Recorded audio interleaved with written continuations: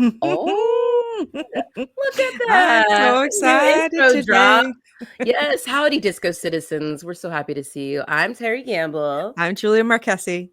and welcome to another fine, fun filled episode of Horror X, a collaboration between the George A. Romero Foundation and our podcast, Horror Movie Survival Guide.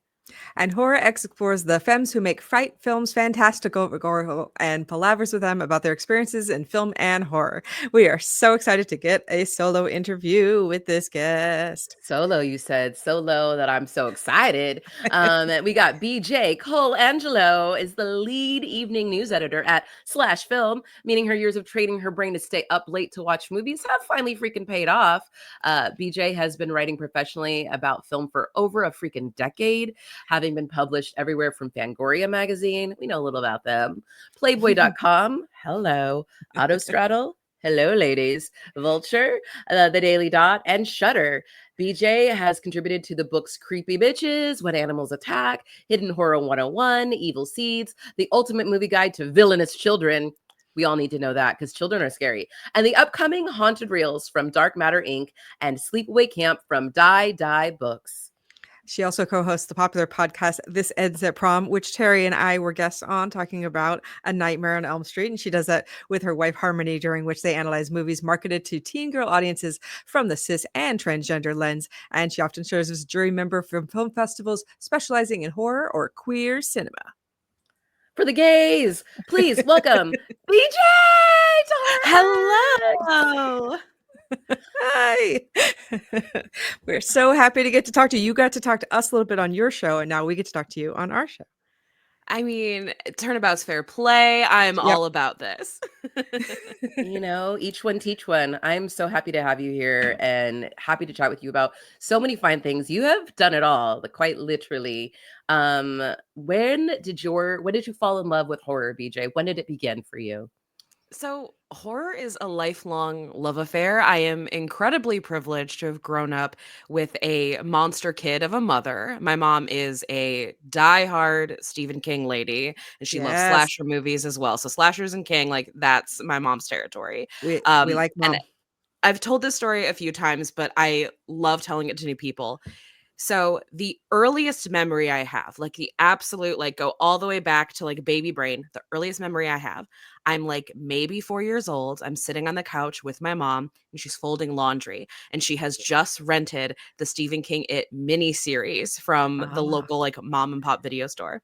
And she's about to put on one of the tapes. And my dad comes in and he looks at me and he looks at the TV and he looks at my mom and he looks at the TV and he looks at me again and goes, "Don't you think she's a little too young for this?" And my mom looks at me and goes, "Oh, she won't remember any of this."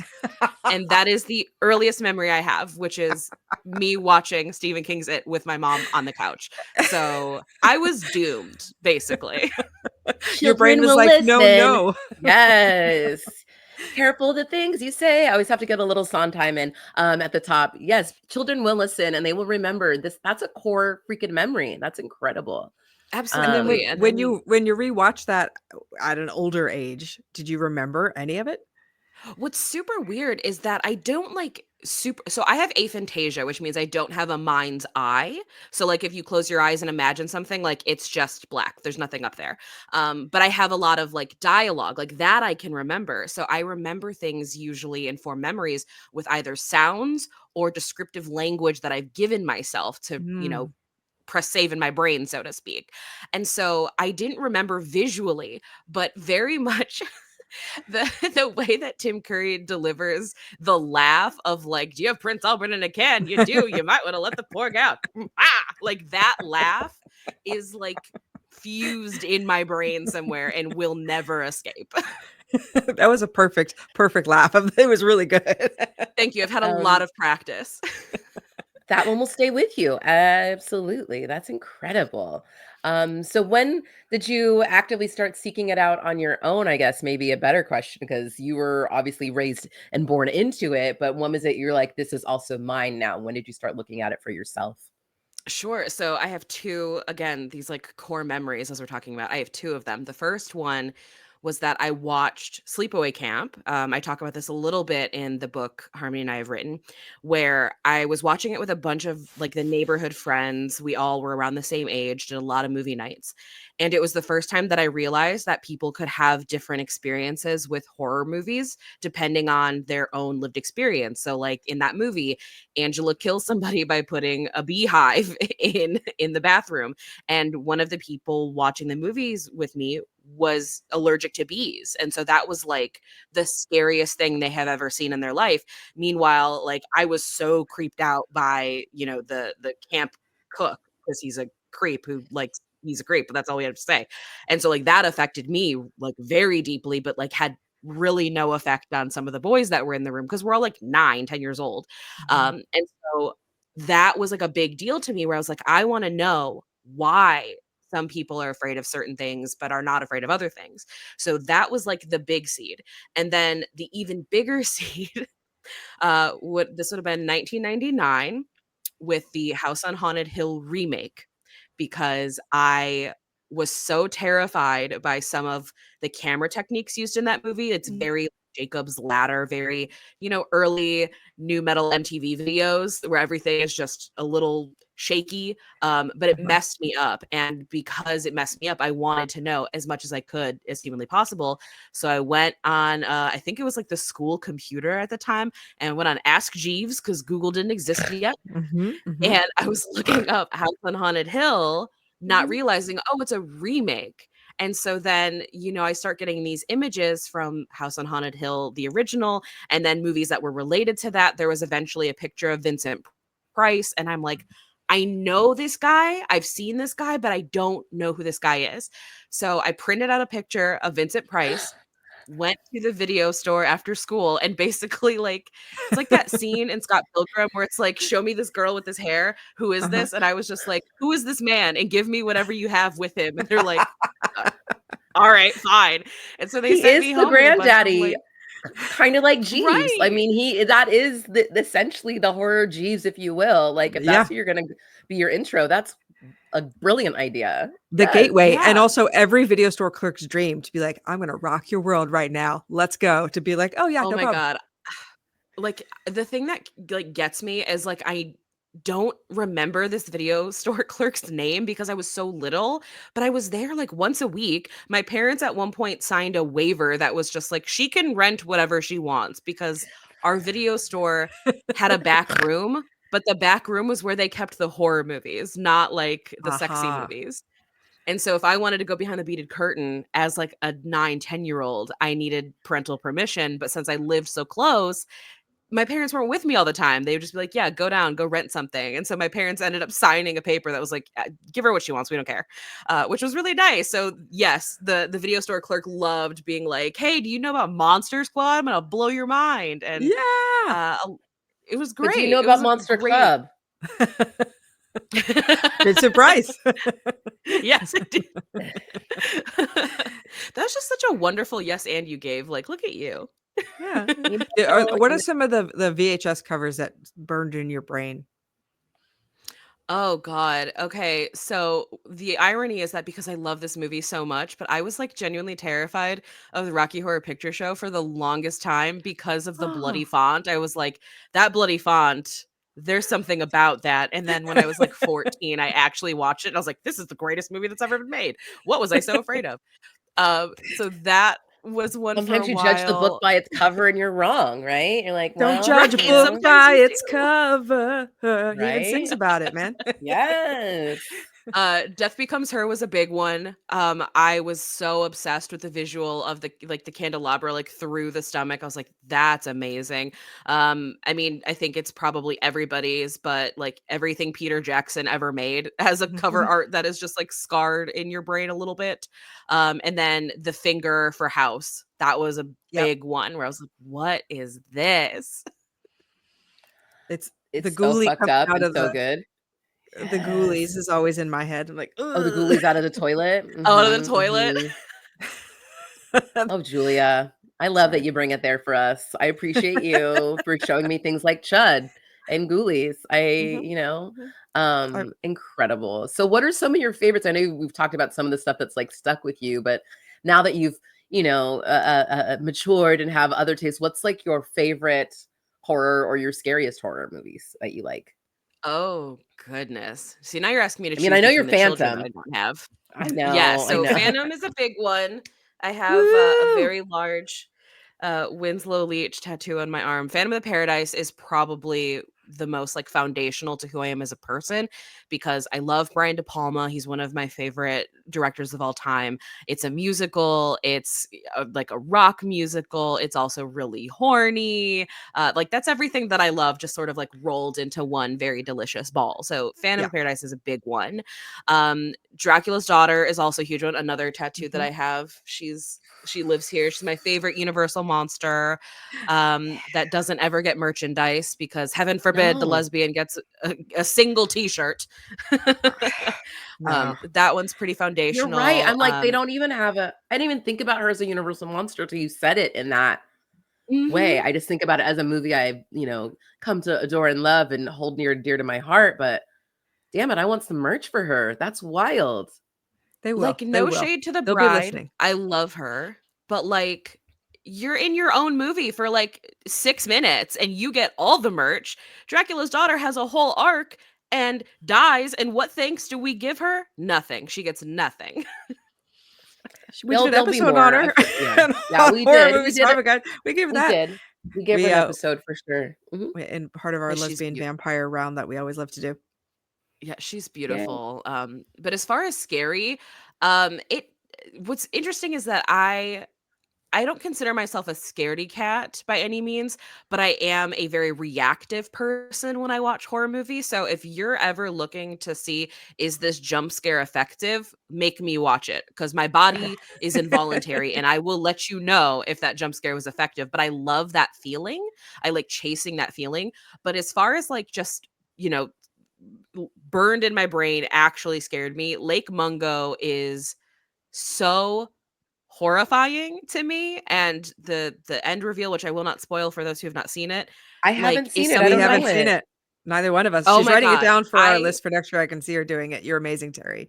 I have to. I I was like, have what? never like I have not stopped thinking about how that movie ends. They recently did a restoration for it and they showed it at Beyond Fest this year, so I got to finally see it in a theater.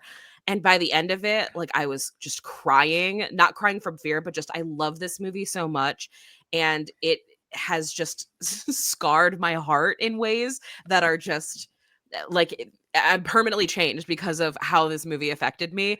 And it is because it's scary, but also because it's scary in a way that taps into like this very primal fear that I will never be able to shake. And it's so effective at doing it that it just overwhelms me. I love that movie. It's always a pleasure to meet someone else who cries from the love of film. Like, so this movie is so amazing, and it's not. That is like the last time I saw Moulin Rouge, like just can numbers, just like tears pouring down my face because it's so beautiful. And it's like it's everything that life could be in these moments, and they're like everyone's watching it together. It's just so lovely. Somebody And captured Oh my it, god. Julia, for this moment. So I'm so excited hearing about you being a reactive watcher because between you and Julia, I feel like I could put something on, engage if it hits. Because Julia's face doesn't lie and your body's gonna jump. So I know who my test audience is. I'm so happy about that. Um, how did you figure out? I guess yeah, I love your face, Julia. Julia's like, what are you gonna say next? no, It was great. We went to see The Substance together, and I just sat there like this, she like was like most of the watching movie me watching watch The Julia. Substance because my face was just like, oh, ugh, like just body horror is so not my thing. And she was having a great time. And I always think I I'm had a great neutral is time, like the punchline. I'm like, I'm just sitting here with a honey. normal look on my face. And then she's laughing because I'm going, ooh, like just You have never terrible. See, been neutral a day in your life, Julia. I I love you so I much. love that so much because like my wife is an immovable object. Like absolutely nothing shakes her at all. So I'll like like look over and look at her and she'll just nothing has happened and I'm like, "Oh my god, she hates it. She hates it." And then the movie will end and she'll be like, "That was awesome." And I'm like, "You could have fooled me."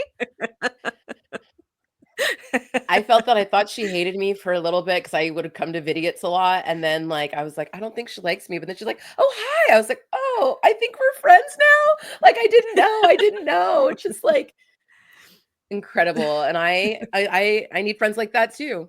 So I appreciate both of you, all of you. I want to know about your genesis, BJ, from like um being a fried child and who rented movies every week to like getting into the writing portion, and how did you, you know, dive in to the other side of the industry, and how did you make your space for yourself in the horror space? Sure. So I grew up in like the northeastern point of Illinois, like the midpoint between Chicago and Milwaukee. And so luckily that meant I had like a pretty thriving film scene because I was between two major cities. But when I went to college, I am a graduate of Western Illinois University in Macomb, Illinois, which is middle of fuck ass nowhere, Illinois. At the time I went to school, the closest Starbucks was, I think, like an hour and a half away. That I think paints a picture of how Mhm. middle of nowhere I was at for college. And so I was getting a little stir crazy because I was used to kind of the hustle and bustle and overstimulation of living in somewhere more populous. So I went internal, spent a lot of time on the internet. I read a lot of the old sites like, you know, Ain't It Cool News and Bloody Disgusting, and a lot of like the old guard sites, some of which are still around today. And I started seeing a lot of these blogs emerge, and so I started a blog when I was 18, and I called it Day of the Woman, which is the Mhm. original title of I Spit on Your Grave, because that was a Mhm. movie that meant a lot to me as a teenager for obvious reasons that I shouldn't have to explain. I think if that movie means something to you, there's a reason for it, and we all know what that is. So that's where I got the Mhm. name for my blog, and I really wanted to write about watching horror films from the perspective of a woman, but also at the time, I was still the future twirler for my university's marching band. I was still competing in What? pageants.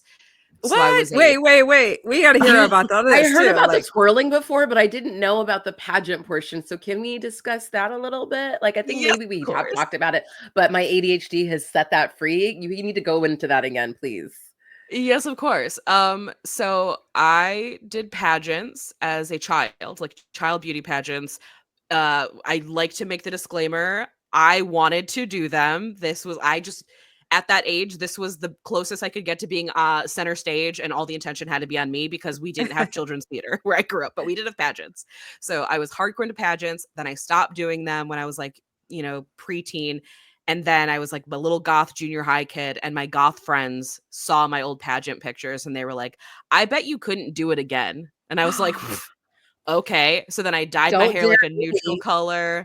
Oh yeah. I then got back into the pageant scene as a, you know, 13-year-old, and I weirdly like got really fixated on wanting to be the one who still won these pageants, even though I didn't have anything in common with a lot of the women I was competing against. And then that carried on all throughout high school and into my freshman year of college, which was my last year of it. I still competed, and I was the size that I always am. I was always like a bigger girl, but what I lost in the points for like, you know, fitness or whatever, I would make up for in both talent, because I would either twirl or I would sing. I was great public speaker, great interview, great onstage question. So then law of averages, I would win and it would make a lot of people really upset. But that went kind of hand in hand with I was a competitive baton twirler my entire life. I joined our national competition team when I was 8, continued twirling into my early 20s, retired from that when I was like 23, 24, taught for a while, coached, and it's been probably about 4 years that I've been completely removed from it. Like, I completely removed from it when I, moved out to Los Angeles, but So that if is I like a needed, like, if I wanted to learn to twirl, Oh, I I could could be like, teach you. hey, okay, okay, is okay, are there sorry. people? Can Sidebar, I? I'm gonna go get some lessons from BJ Julia, just so you know. Do you want to get in on this? Because If we we're get to gonna be wear cute twirling now. I little had a like cousin who was a majorette, and then outfits. some of my cousins that were like in the culture that I'm gonna see for Thanksgiving. So I'm gonna have to be like, I'm gonna also join the fun. I didn't know you were a singer either. Yeah, my degree's in theater. I do a lot of character singing, I guess is the the best way. I'm a big belt singer, and because I'm built the way that I am, I play a lot of comedic relief, or the sassy slutty character with the big belt. Like Mrs. those are the Lovett. roles. Yeah, I've played, yes, Mrs. Lovett's a dream role. Oh my god. Yes, me But too. I've played Tracy Turnblad like 6 times between stage productions and cabaret performances. So yeah, I do a lot of performing, and that kind of went into my starting my blog because there were women who were writing about horror at the time, many of whom again are still working today, are incredible, but there wasn't the late 2000s, early 2010s is an awful era that I think we can all recognize was like the hashtag not like most girls era, where cruelty was a form of currency. The media was so mean to women. It was constantly pitting women against each other. And I think at that time, I got it in my head. I was like, well, there's not a lot of women writing about horror who are doing so in a way where they are really unapologetic about how girly they also are. And so that was sort of my was that I had this niche that wasn't really being filled. And I was also noticeably younger than a lot of people that were writing about horror at the time. And so then I became this kind of like niche wonderkind where suddenly all of these, men in their 30s were like, oh my God, there's a teenager who knows about Giallo films. That's crazy. And unfortunately, because of the way that the internet worked at that time, you needed the approval of this like, That middle-aged guard. male Yeah. guard in order to be seen as valuable. And I must have done something right, because a lot of them were like, no, I think that you have a really strong voice. And then they would submit me for, guest spots on other publications. So I've written for pretty much every major horror site at some point over the last 15 years or so. And I basically just used my blog as like a walking writing sample for many years. And I was like, here you go. And unfortunately, most of it is lost to time. Some of it's still available on like the Internet Archive. Because the other unfortunate thing is that if you are a woman, especially a young woman writing about horror on the internet, a lot of people don't think that you should exist. So I've had issues with doxing. I've had people try to steal my identity. Wow. I had people, essentially try to take over that site to like do a lot of weird things with it. So I ended up just kind of like shuttering it. And I was like, I have all the pieces that meant a lot to me that I wanted to keep. That's all I need. And also, I don't want to be somebody who's like in my 30s. And when people are like, oh, I really liked that, what else has she done? They find something I wrote when I was like an edgelord 19-year-old being like, can you believe it? I actually liked Jennifer's body. Wow, shocker. Like, no one needs that. Hot take, hot take, hot take. Oh, youth. But you also, when you went to college, you did theater, English, and film, kind of all of it, right? When you were studying. Yeah. So the English department had a track for a film minor.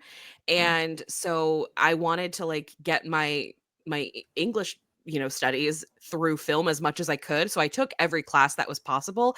And I, to this day, have no idea if this was allowed, but I tested out of Film 101. Like, I don't think that that's a thing you can do, but I essentially was like, hey guys, I've been writing for a while. I'm published in some like kind of legit places. At that point, I had been published in like an academic journal. I was like, do I really need to take Film 101? Or can I just jump into these really cool classes like History of the American Horror Film and Violence in Cinema? Can I just jump to that? And they said, yeah. So I did. What is a movie that you saw in college that really blew your mind, that you still like you had never heard of or something?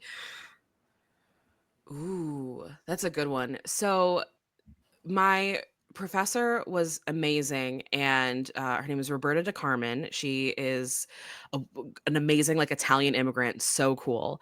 The horror movie class, I had seen everything on the syllabus, which made it fun because she challenged me to like, I want you to write about these movies in ways you never would have thought of. But in the violence class, that was the first time I ever saw Straw Dogs. And In class. in class, because it was the history of violence on screen. Yeah. And I think that it started with Kubrick's The Killer, which I also hadn't seen. And I was like, that's wild. Like, this is not the kind of movie I would have expected from Stanley Kubrick. But yeah, then we got to Straw Dogs, and I was like, this movie is wild. And I became very fixated on it for a while. One of my areas of my like special interest areas in film are like rape prevention movies or movies that deal with sexual violence, just because I think they are so fascinating the way that they can mean completely different things, sometimes polar opposite things to people. And so I watch a lot of them to sort of like get into the psychology of it all. And Straw Dogs had like completely gone by me. And I just remember sitting in that classroom, and, you know, she was very good about like warning people, letting people know what was in it, but I just could not look away from it. I was like, this is so wild to be watching in a classroom. And I forever associate that movie with my college film classes now. But the classroom, that's Yeah.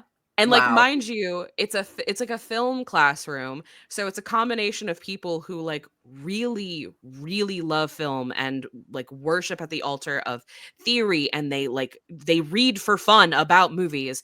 And then like a bunch of guys that are like, I'm gonna be Quentin Tarantino one day. And it's like, God damn it. So can you talk about your kind of transition? We will continue to talk about your writing in the rest of the episode, of course, but also you are a producer and a director as well. So please tell us about how that came to be.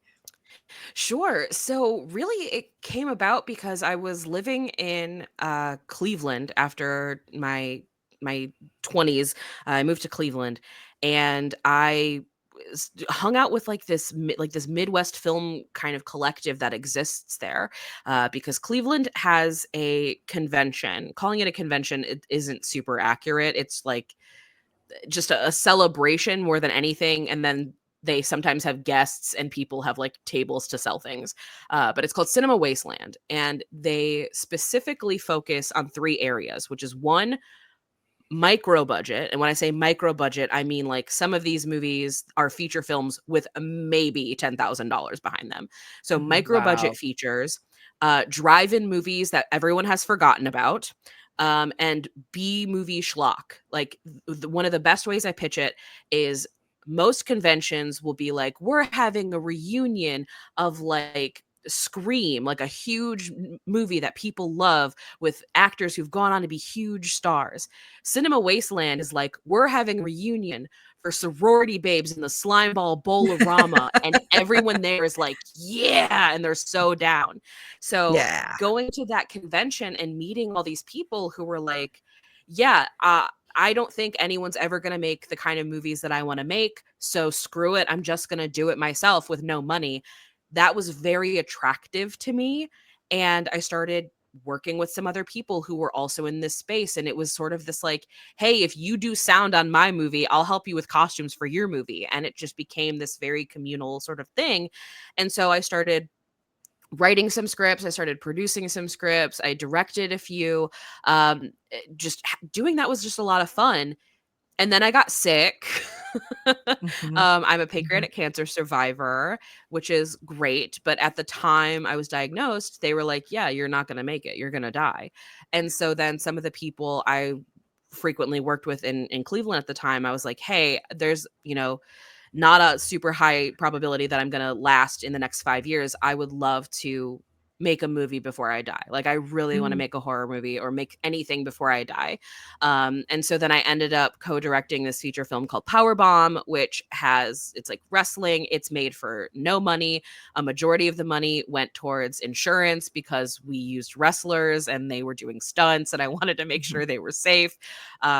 And that's been sort of like, that was my way in, was just like, screw it. Like, what's stopping me? Like, and also shooting in the Midwest is so different than shooting something in New York or even Chicago, and especially LA, because people don't know that, like, hey, if you want to like rent the restaurant for a day to shoot something, you should probably pay them. People in Ohio are just like, I'm just happy to help. And so then you get locations for free, and it's awesome. And then you And you The directed a Community. segment in December, which I am in Michael Yes. Varotti's segment. So we are within the same film. That movie IMDb connects. credits shared. Look Yeah. at that. Yeah, December was something I think a guest that you've had on here before, Chelsea Stardust, had Mhm. actually recommended me and was like, "Hey, I know, she's not out in LA, but she's in the Midwest and chances are she'll probably do something with like real snow," which is exactly what we did. Foolish. Don't ever. Oh my God, don't ever work with real Oh, snow. It is hell, but it ends up looking really cool. But yeah, we got to direct a, segment for with December, and I'm really proud of what we did with that. It's really silly. My nephew Cash is in it, and his dad Wes, who are like two of my longest friends, and I love being able to like point that to people, and they're like, "Wow, where'd you get these actors? They're great." And I'm like, "They're just my friends and family because that's sort of how it functioned out there." Every movie that I made in Cleveland are people that I've known in some way, shape, or form just through like connections. Or I mean, even the main wrestler who's in Powerbomb, I met him because at the time I was working for a print shop in Cleveland and we printed his merch. And then I found out that he was injured and wasn't going to be wrestling. And I was like, well, hey, you want to be in a movie since you can't be in the ring right now? Like, so it's just these little connections of just getting to know people and getting to, develop this relationship with people and being able to lean on them. I'm a very much a proponent of, I think Rustic Films is who coined it, of like the make movies with friends. Like that is very much how I operate when I make movies. and do you have other projects waiting in the wings? Are you ready for more directing? So directing, I feel like I have learned after doing it so many times that I am not actually that good of a director. Why do you say I am that? I am a much better producer. I am great at a lot of secondary. I love screenwriting. Like that is of course my absolute heart. But as far as directing is concerned, I tend to get like really fixated on one thing where I like only care about like performances, and I'm like, yeah, if everything else doesn't work, who cares as long as the performance is good. It's like that's not the best way to do it. I do like being like a first AD. I'm really good at doing that as well. So I don't know if I'll ever return to directing outright. I am much rather somebody who wants to like write something, find a really great director and be like, you can have this and I will help you in any way that I can get this made. Producing, casting, whatever you need me to do, I will do that. But like, I trust you to take this because directing is so stressful, which I know that you are familiar with. And I think Mhm. I'm just at the point in my life where I'm like, I'm so stressed out all the time. Why would I willingly stress myself out more? For the I've art, had that. I've Especially had when BJ, our that for the thought. art. For the art. yeah. But like I want to just like make art with people, and like if that means that I get a different director to like write to direct something I've written, like that is the dream. Like that is all that I want to do. I don't know, maybe I'll wake up one day and be like, just kidding, I do want to direct again, and it'll happen. Who knows? Like my feelings about this seem to fluctuate by the month. Yeah, I woke up last week finally being like, Julia, I want to direct something because I've been like, no, no, no. And then finally I was like, oh, I think it was the cabinet position appointments. And I was like, if they can do that, I can do anything. Like I was like, Mhm. America. I shall go That's so forth real though. with the audacity of a cabinet member of the president's cabinet. I shall do it. I shall do the job. Yeah. Do it, So Terry. You could I've do got some it. ideas. I think it'll be Um, fine. Speaking of sharing IMDb credits, the Fangoria Chainsaw Awards, all three of Oh us were a part yeah. of this year in That's 2024. right. How fucking cool is that? We definitely screamed collectively when we saw your little face on the TV. Julian went, I yelled, "The "Oh!" rough! Yeah, The rough!" That's what I yelled. The your little rough amazing that you See, rough. had. I should have introduced this wall behind me and been like, as seen in the Fangoria Chainsaw Awards, because this is where I Honestly, recorded it, was in this office. famous, famous, Yeah, I was hooting and hollering when I saw the two of you on there. And also because Julia, your hair was just defying gravity at that point. And I was like, how does she do it? I'm How? s I have spent it was the years highest trying to she figure this had out. ever ever had it that day. I had so many pictures of her before and after around the little studio there, and like incredible. Julia was like, "I think I did it, Teri." I was like, "Yeah, Because you like achieved your since you dreams, know your hair hopping dreams." since watching 1988's Hairspray, but like I was like the hair hopper vibes, but I'm like it's never high enough, and it's hard because my hair is so long that it's very heavy, and The so. weight. But that was the day I went into the Fangoria. I was like, I did it today. It's high enough for me Yeah, today. Like cut out it of is a the job frame of my cutter's close up. dream. Thank you. Yeah. Oh, oh, oh, she woke up that morning and made the biggest hair. Hair. Incredible. All y'all, beautiful, beautiful hairs. Beautiful. Um, I want to know more about your favorite collaborators in this industry, BJ. Who do you love working with? Who do you love writing with? Who do you love podcasting with? I mean, I'm sure there's some of your favorites like Harmony. But who do you love creating things with?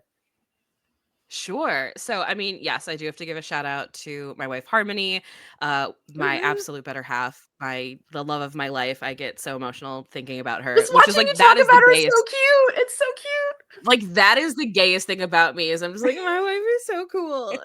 It's He ridiculous. is I cool. love Always working with her intimidated. so much because we are so like we're so similar in a lot of ways, but we're also so different that I never feel like I'm just talking at myself, which sometimes I feel like collaborators in the past I have felt like I'm talking at myself. But my absolute like all time, my also one of my longest collaborators is the wonderful Seth Sherwood, who is a screenwriter who wrote he wrote on Hellfest and the show Light as a Feather and the Leatherface prequel. Mm. I worked for Seth for a period of time as a proofreader for his scripts, just like going through, finding typos, making sure his scripts were in like top shape to be sent out. And after a while, it started becoming this thing where he would have these ideas and he's like, well, you're an encyclopedia of horror. Has this idea been done before? And it was, sometimes yes, it's this movie from 1976. And he's like, damn it. Okay, back to the drawing board. And then sometimes it's like, no, it hasn't been done. This has been done. Maybe you should watch that to make sure you're not like, misremembering that you watched this like 10 years ago and are pulling that from some recess of your brain Uh-huh. and, work on what you got. And eventually we collaborated and we wrote a script together that's called Roosevelt. It has not been made. It was very, very close to being made. And I still have not given up on it. I still have like all the faith in the world that something will eventually happen with that project. But yeah, Seth and I, like, he is so great to write with because I like to think that I help make his ideas better, and he definitely makes my ideas better, and that is what I look for most in a collaborator, is that I don't have, like, a big ego, and if somebody has an idea that's better than the one I had, that's the idea I want to go with. If somebody Mhm. has, like, a quick way to, like, fix something, I'm all ears. I wanna hear what someone else has to say because I like to learn from other people, and as much as I like to fix things because I'm definitely a fixer. I just like working with people who make me feel like I'm becoming smarter by being in their presence. That is like one of the main things. Mm. Somebody who sharpens what you're doing. I love that. I feel that way with Julia all the time. So I get it. Make stuff Same. with people that make you even better and stronger. I am obsessed. So, can you tell us Yeah. what please, go ahead. I was gonna Please. say, yeah, I mean, uh, I think that also, especially in horror, sometimes we can get a little insular where we end up only hanging out with other people who are really into horror. And sometimes I like listening to people who don't like horror at all try to Mhm. explain what it is that they love about a movie or what it is that they find interesting because it forces me to look at the art that I love so much from a different perspective. And I think that that makes me a stronger storyteller. It also makes me a stronger critic to know how other people are going to interpret something.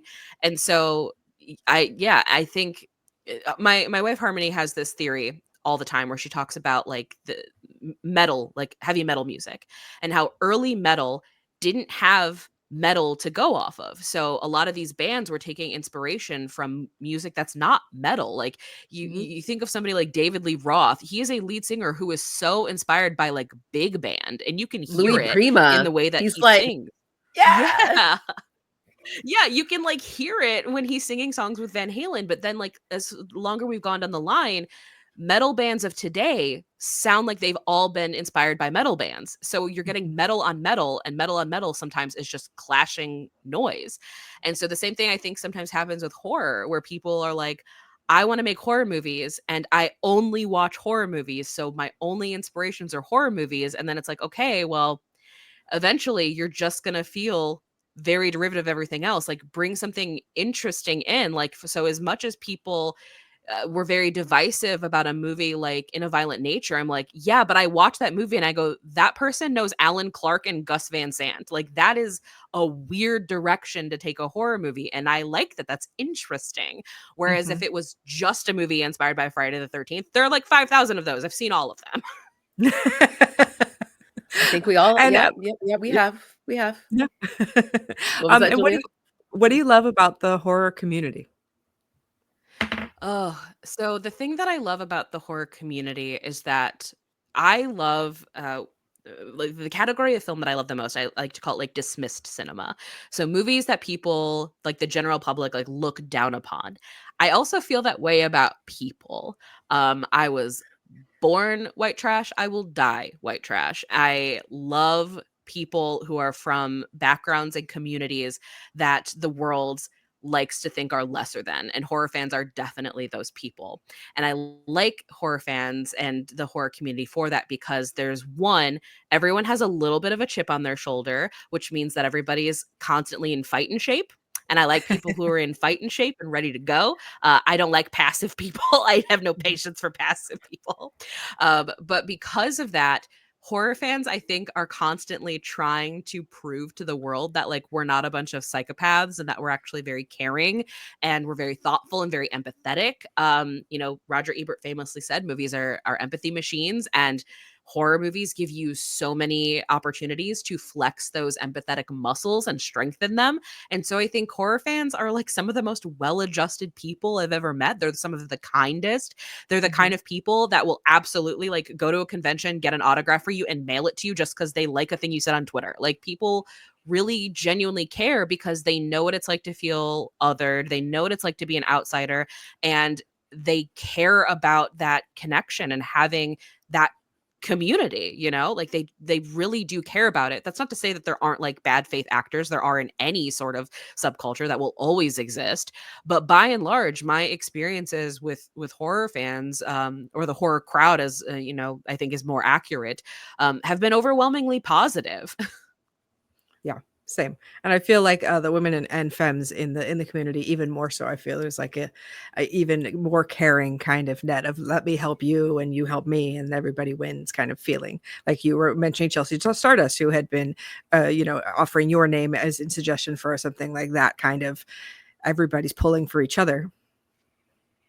Oh, absolutely. I mean, and because I still work on the side of like promotion and analysis, I like to offer that to my friends all the time as well, when they're like, hey, I have this indie movie. I don't think it's going to get a lot of coverage. Who can I send this to? And I have like a couple different like Excel sheets of, here's this writer, here's the publication she works for, here's her email. You can absolutely say you got it from me, because like I'm a fixer, and part of my fixing need is I want people to see your movie. You have a problem, people aren't seeing your movie. How do I help? How can I let other people know that this exists? These are the powers I have. These Rolodex. are the connections I have. Yeah. And Yeah. I don't see the purpose in like gatekeeping of any of that information, because again, like it does become kind of symbiotic. Like we help each other, and when we help each other, then the community gets stronger and it grows. And everybody's doing something completely different. So it's not like you're taking somebody else's job. You're doing a totally different job than anybody else would do. And that's kind of the fun of it. Exactly. Yeah, So exactly. if there's anything about your career that you would do differently knowing what you know now? Oof. Not get on the internet as a 19-year-old. Um, But it led to where you are today. I know it feels See, so and that's effed up, and but that's it's where like, It's so weird, Yeah, right? like that's the thing that makes it so difficult because on one hand, I would not be where I am had I not been, a young person blogging on the internet. For sure. I know that. I recognize that. But also, there's been some like serious psychic damage done being somebody who has allowed their thoughts, opinions, sometimes core beliefs, definitely my physical appearance, to be consumed by strangers without my consent for years, and for them to have somewhat of a direct through line to communicate with me, because in some ways it has been absolutely beautiful. Some of the best friendships, the deepest friendships I have in my life are from people that I met through writing about horror on the internet, that like people who were gonna be in my wedding had COVID like not killed our wedding. Like that's deep right there. But at the same time, it also means that I have just dealt with like an onslaught of people telling me the worst things possible about me directly to me for years. And I've just been like slowly but surely getting paper cutted by all of that because, we all have thick skin. You have to do this. But at a certain point, everybody hits a wall. So it's difficult because the one thing that I would do different is that I probably would have waited a little longer. I probably would have graduated college and then maybe started a blog. I wouldn't have done it when I was still, having to sneak alcohol. I think that should have been my sign is like, if I can't go down the street and buy a shot to deal with like the chaos that I'm dealing with in my inbox right now, maybe I shouldn't be blogging. Maybe not. Yeah, but that's not a fault of yours. That's a fault of America. Because Julia and I spent our year Exactly. abroad when we were 20. Just saying, right before we turned 21 overseas, it was brilliant. And the fact that our 18-year-olds, that we will send them to war and they can't come back and have a beer, upsetting. Right. Upsetting. I think Right. that's not your fault. It's It's okay. absolutely absurd. Yeah. Yeah. Well, And like and there's that's an where it becomes, Mhm. sorry, go for it. No, please. I'm I was listening gonna to say, you, yeah, my friend. I mean, that's where it gets difficult because, there are so many things that I'm so proud of, from that time period. I mean, that's how I saw Lake Mungo for the first time, is that it was part of those like 8 films to die for series that Mhm. used to come out from After Dark. And it was just like a direct to DVD that somebody didn't, I was writing for somebody and they're like, yeah, we don't want to do direct to DVD reviews. Like that's grunt work. You can have it. And I was like, this is the greatest movie I've ever seen in my life. What are you talking about?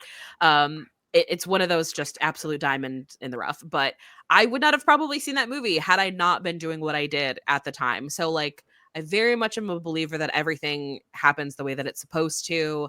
I was absolutely supposed to do that. But hindsight being what it is, that's probably the thing I would have done differently for sure. Yeah, some self-preservation. I support it. I absolutely support that. So if Yeah. you could recommend a horror film to anyone who has never seen horror before, what film would you choose? What would you tell them to start with to get into the genre? What's your intro movie essentially is what we want to know to people. Okay. This is perfect because I've been actively doing this for the better part of a year with one of Oh. my friends. Shout out Caitlin Tyrrell. She is not a horror person at all. And so I have been taking her through uh like horror. And the first movie that we started with was The Final Girls, from what Ah. is that, 24, 15, 14? I don't know years. Mhm. But the one where they get sucked into a 1980s slasher movie. Mhm. That movie is so good as an intro film because it's very funny, but it does not skimp out on blood. Like you do see blood. It has some familiar actors in it, which I think is a very important thing to help people kind of like desensitize, as if it's a face that they recognize. If it's somebody they don't recognize, then sometimes it feels a little too real because it's like, I don't know that person. But when you watch that movie, it's like, oh, I know who Thaisa Farmiga is. I know who Nina Mhm. Dobrev is. So Mhm. then they're able to like be okay with watching it. And it also is a great introduction to a lot of the rules and the formulas and things that you're going to see Mhm. repeated throughout. But it's not through Scream, which is genuinely horrifying and like very scary at times. And Those first so 5 it's a minutes, little bit people are not lighthearted. ready. Yeah. Yeah. Everyone forgets how mean the opening of Scream is because I think they misremember it a little bit with Scary Movie and they forget like, Yes. no, this is brutal. Yeah. Yeah. Yeah, so I the watched Final it. Girls was great. Okay. And then how did she feel about it? And was she ready to move on to another one? She loved it. She had a great time with it. The parts where it was scary, like they definitely did affect her. But then we ended up moving on to some other like more fun ones. At one point we watched Cherry Falls because I was like, you need to see kind of something really absurd. And she was like, this is wild. But like as far as like the scariest movies she's seen thus far, she watched You're Next like a champ and was like, Okay. no, this is awesome. I really like this. I like this Final Girl. She's really into like Final Girls. Like that's become like a big thing where she likes having to a woman that she can root for, which I think Mhm. Yeah. also goes a really long way for her. But then both of Josh Rubin's movies, Werewolves Within and Scare Me, both were big hits because again, they're like Yes. very fun. But she's been seeing even some stuff in theaters. She saw we went and saw Heretic together. She Okay. loved it. Even saw That Alien movie's Romulus. brutal.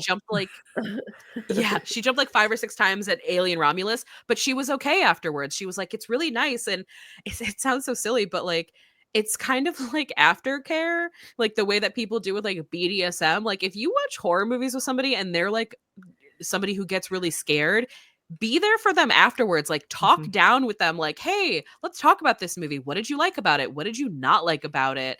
And that I think goes a long, long way into helping them foster a love of horror. If you throw somebody in the deep end and it's like, here you go, here's Texas Chainsaw Massacre, you're on your own, kid. Like, no, you're going to traumatize them. Like, Yeah. tiptoe in the Or you water. wait too late to take your friend to that one, and then they think it's a camp classic. That would be Julia's Teri. always so mad at me.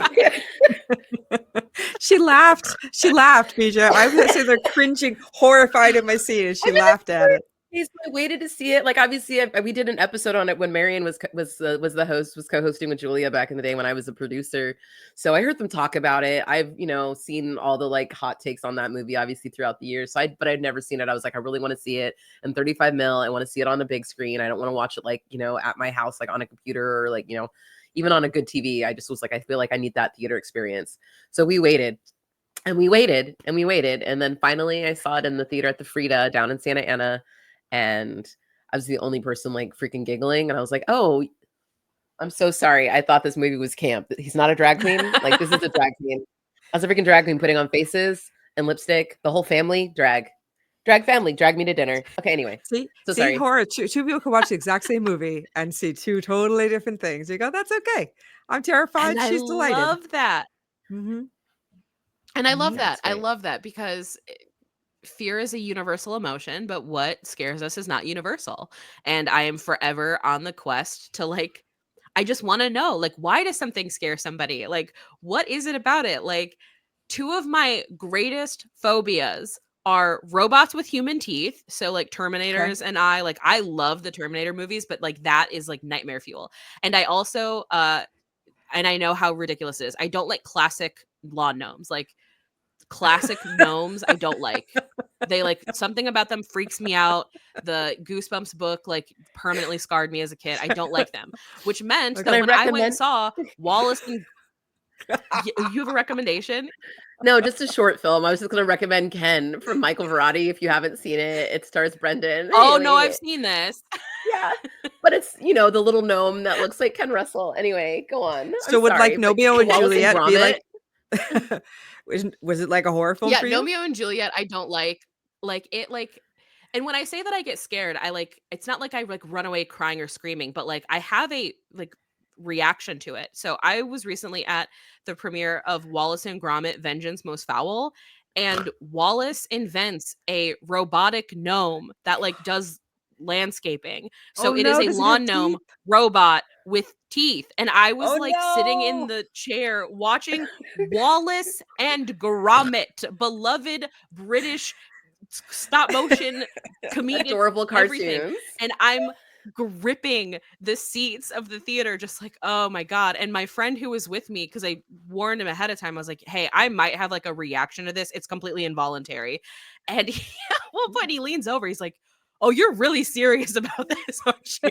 It's like, why would I lie about something so stupid? That's like someone took notes of like, what does BJ hate? And they like literally were like, here you go, served on a platter. That's hilarious. And I love that so much. Yeah, and Oh, it's still a great movie. I had a great time. That's a testament to how good that movie is, that I was like having an active like panic attack. And I was like, that movie was great. That's one of my favorites I've seen this year. oh, So, that's adorable. so as you know, Horror X is a collaboration with the George A. Romero Foundation, and so in honor of George, we always ask every guest, how has George A. Romero made an impact on your life? Oh my gosh. That's like such an emotional question that like immediately my brain was like, what if we cried right now? Um It's okay. People do. so I knew this question was coming, so I wanted to save this part. When you were asking about like VHS tapes that like scared you as a kid. I don't know why, but one of my friends had a VHS copy of Night of the Living Dead. And it has, you know, the face on the front before mom's about to get, you know, Mhm. troubled to death. And that being on the cover, just that face of agony is one of those images that is burned in my brain. And as we recall, I have aphantasia. I don't have a mind's eye, but every once in a while, something sneaks in there that I can describe it with such specificity that it's almost as if I can see it, and that's one of those images. It haunted me for years. I was so afraid to watch that movie because of that cover art, and I didn't watch it until high school. And Mm. then I like just absolutely fell in love with Romero's work. I immediately, at that point, my video store had then been destroyed, and now we had a Blockbuster. Went to Blockbuster, got everything that I could, watched all of these movies, became so fascinated with the way that zombies and the like all of the social commentary in his movies, how Mhm. you can draw a through line between the representation of American zombie films and like any push for, you know, civil rights for marginalized groups. Like they almost go hand in hand with his films, and like that is so beautiful and fascinating to me. And finding that connection through his work, I wrote a like a paper about the history of the American zombie film and the quest for civil rights in America. And it all came back to Romero, and that was the first time that I ever had a teacher go, hey, what you're doing is like film theory, let's talk about film theory. Like I would not do what I do if it wasn't for his work. Like his work changed my life. And uh God, what a genius. What a Right? genius. Right? It's like sometimes so upsetting, and I'll have another moment where I'm like, "Oh my god, like I really think he, saw to the future, just understanding human nature so beautifully." Um, oh, how Absolutely. cool is that? What a great like way to be like, this is my career because I had questions and I went further and Romero was there. Like that's just everything. Mhm. Yeah. I He love. had the answers.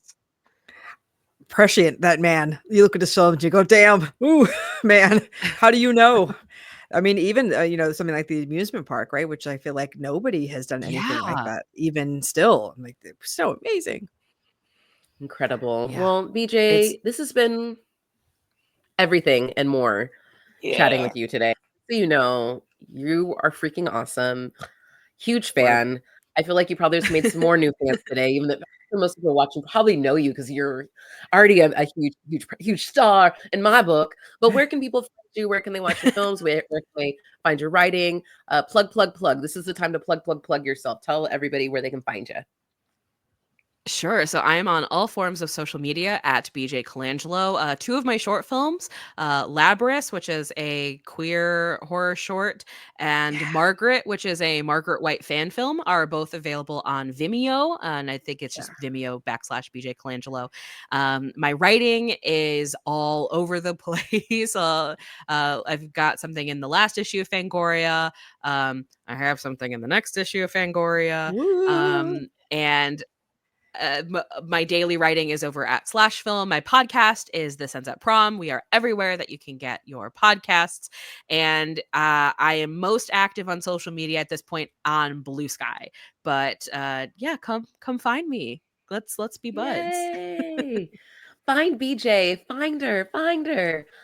You're incredible. Thank you again so much for joining us today, BJ. You can listen to our podcast as well, Horror Movie Survival Guide, anywhere you listen to podcasts. And you can hear Julia and I take a deep dive into a different horror film each and every dang week of the year for almost 7.5 years now. What?